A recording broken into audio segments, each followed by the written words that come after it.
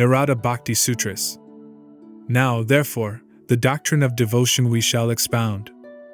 That devotion is indeed of the nature of supreme love directed towards God. The supreme love for the Lord, called devotion divine, is of the nature of immortality also. Having gained this supreme devotion, the devotee attains perfection and immortality and becomes extremely satisfied. Having attained devotion, he cares for nothing, never grieves, never hates, never delights in anything, and finds no urge or enthusiasm for sense enjoyment. Having known devotion, one becomes intoxicated, silent, and enjoys in the self. Because it is of the nature of renunciation, there is no element of desire in that love divine. The renunciation, indeed, is in the total giving up of all secular and religious activities. In the Lord wholehearted, single-minded devotion, and in all else that are contrary to it, complete indifference. This is the nature of renunciation, Nirodha. Renunciation of all other supports is wholeheartedness in devotion. To perform all secular and religious functions that are congenial to him, and to have total indifference to all actions that are hostile to him, that is indifference. After having thus decided to live the life of wholehearted devotion, let there be protection of the scriptural teachings. Or else, there is the fear of a fall from the spiritual path. The worldly duties in the various social contacts are also to be performed only to that extent, so long as the consciousness of the external world continues with us. But activities such as eating, etc., indeed will continue as long as the body exists. Its characteristics are being described now, due to the existence of different opinions. In the worship of the Lord with deep love and firm attachment, thus declares the son of Parasara, Sri Vedavyasa. A great attachment to listening to the stories of his glories, etc., is bhakti. According to Maharshi Garga, the devotion for God, which is not opposed to attachment to the inner self, is true devotion. According to Sage Shandilya. According to Devarshi Narada, total dedication of all actions at the altar of the Lord, and at all moments of forgetfulness of the Lord, excruciating pang is supreme love divine bhakti. Let it be exactly as described above. Just as the love of the gopis of Vraja. Even there, in this condition of total love, there is no danger of forgetting the glory of Lord.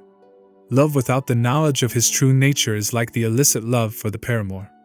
In the profane love for the paramour, the sense of happiness in the happiness given to another surely does not exist at all.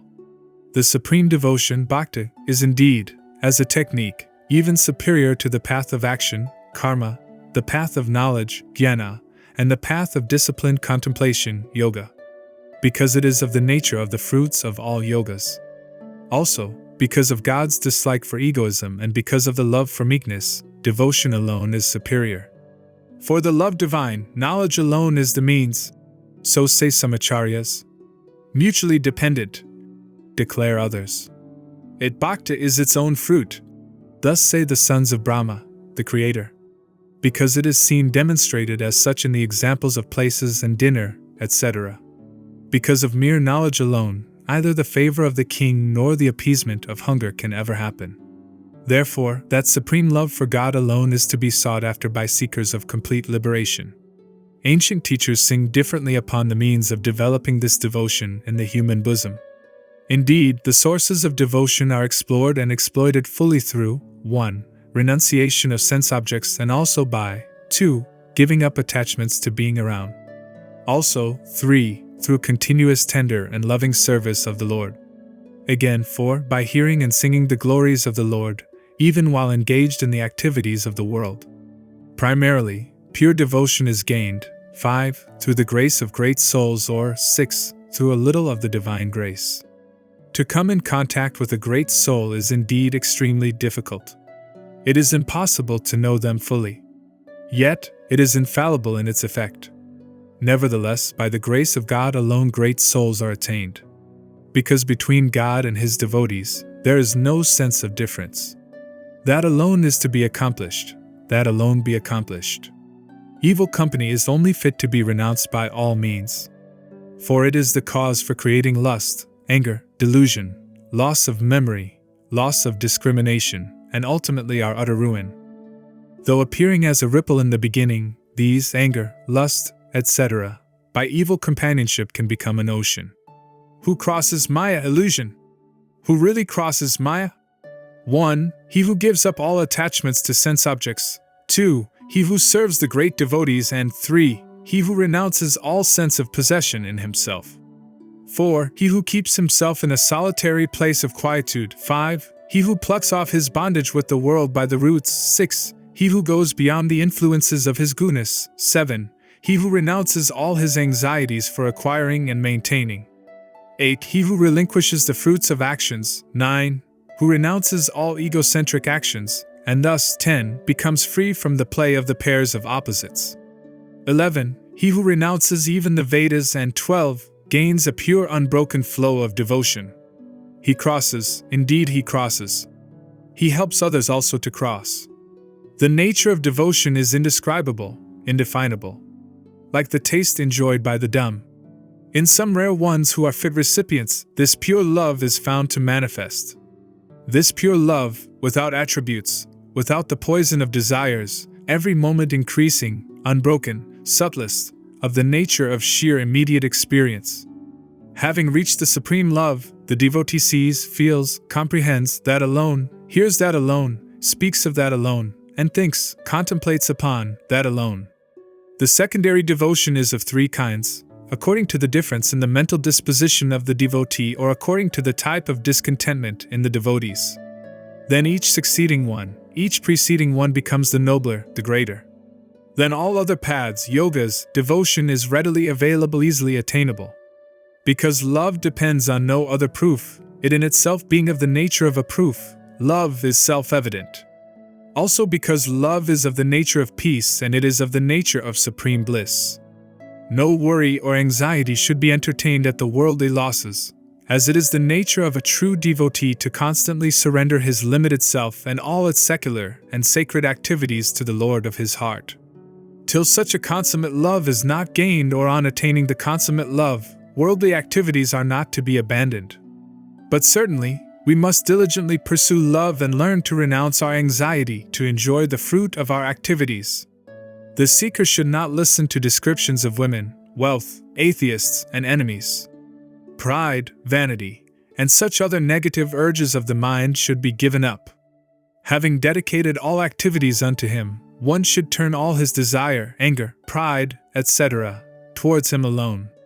Going beyond the 3 factors of experiences, love, consisting of constant service, as in the case of a devoted servant or wife, alone should be practiced.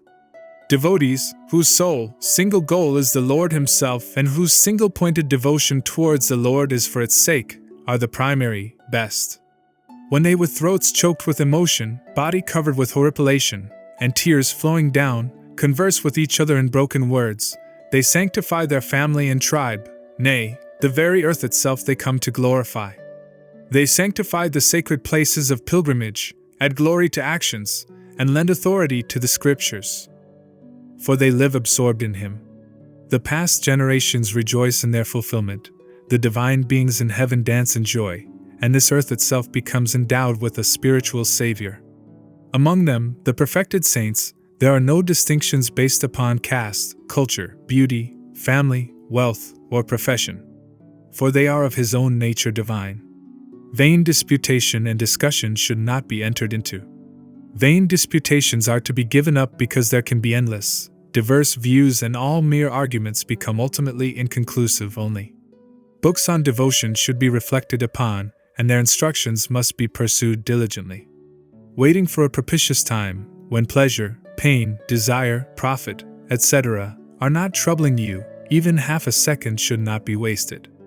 Virtues, like non-injury to others, truthfulness, cleanliness, compassion, faith in Lord, etc., should be consistently cultivated. Always free from, in all mental anxiety, the Lord alone is to be invoked and sought after, with all factors of our personality. When invoked, he indeed reveals himself and makes the devotee realize his absolute nature divine. Of the 3 truths, time or paths, devotion alone is the greatest. Indeed, devotion alone is the greatest. 1. Love for glorifying his qualities. 2. Love for his divine form. 3. Love for worshipping him. 4. Love for remembering him. 5. Love for doing service for Him. 6. Love for friendship in Him. 7. Love for the Lord as one's own child. 8. Love as that to a beloved. 9. Love for a total self-offering at His feet. 10. Love for complete absorption in Him. 11. And love as expressed in the pang of separation from Him. Thus, though love is one only, it is expressed in 11 different modes. Thus declare they, who are fearless of other people and their prattlings, their unanimous opinion, they who are masters of the path of devotion, such as Sanatkumara Vyasa, Sukha, Shandilya, Garga, Vishnu, Kaundinya, Sesha, Udhava, Aruni, Bali, Hanuman, and Vibhishana. He who believes and has faith in this exposition, given out by Narada as taught, commanded by Lord Shiva, he gains the love of God and attains his objective, attains his beloved goal.